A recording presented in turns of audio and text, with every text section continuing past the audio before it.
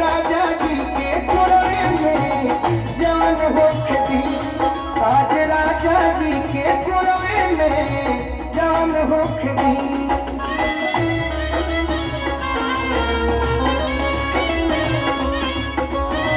वाह वाह, नया जगह दिया हो गया खातिर नौजवान भाई लोग लगन रहे बाबा ऐसे में मेहरानी मिल जाए लोग तो खूब खुश रहे सब।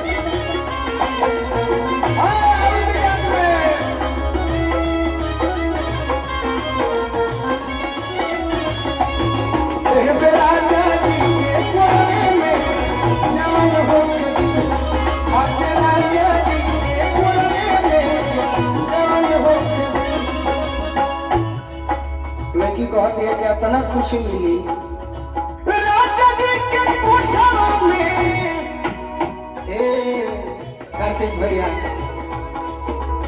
राजा जी के कोठा में उठ जाओ सोनी,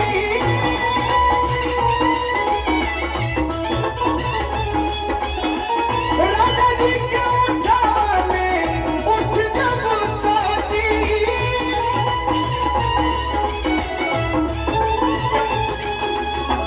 भुकुर भुकुर परी हमारा दिलवा के बाकी,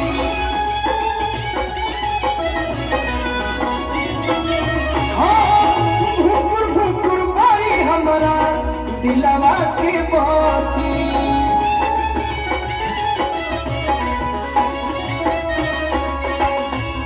कहतरी औरत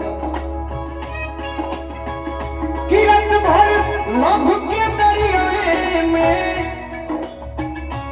हे भगवान जी हमार दिल के बात सुन ली, आज जौन मन में मनोकामना बा आज पूरे कर दे। किरण भर लभ के, किरण भर लभ के दरिया में मेहान हो खेती, आज राजा जी के कोरे में जान हो खेती, आज राजा जी के कोरे में जान हो खेती। वाह वाह फिरोज भैया बोला रहिए।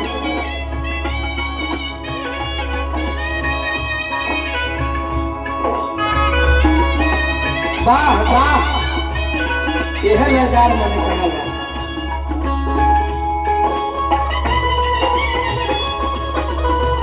वाह वाह आनंद भैया, हे बलकुल भैया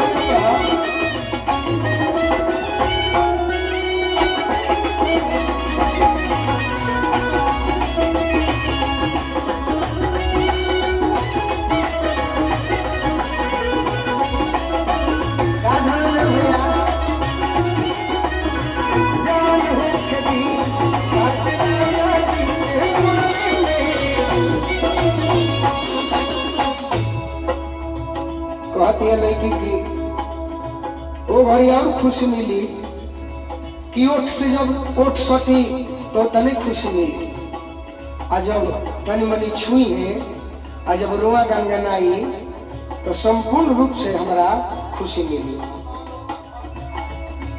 कहते हैं लड़की रोआ गंगनाई पिया कोरा जब उठाई है,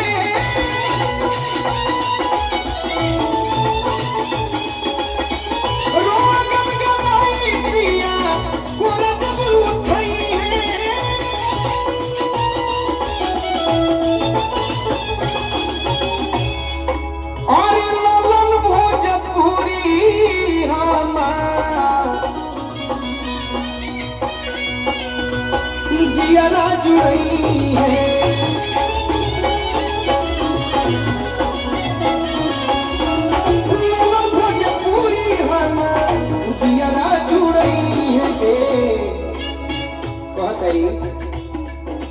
ए भगवान जे नैहर में यार बा गोलू राजा अब परेशानी हो कस तब हमारा का दोष बा। अब तो जेकर जोरे बियाह भइल बा करनु हम बानी ओकरे रहे के बा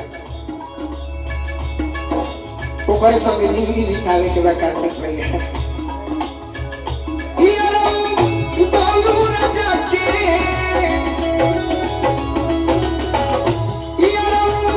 गोलू राजा के परेशान हो खदी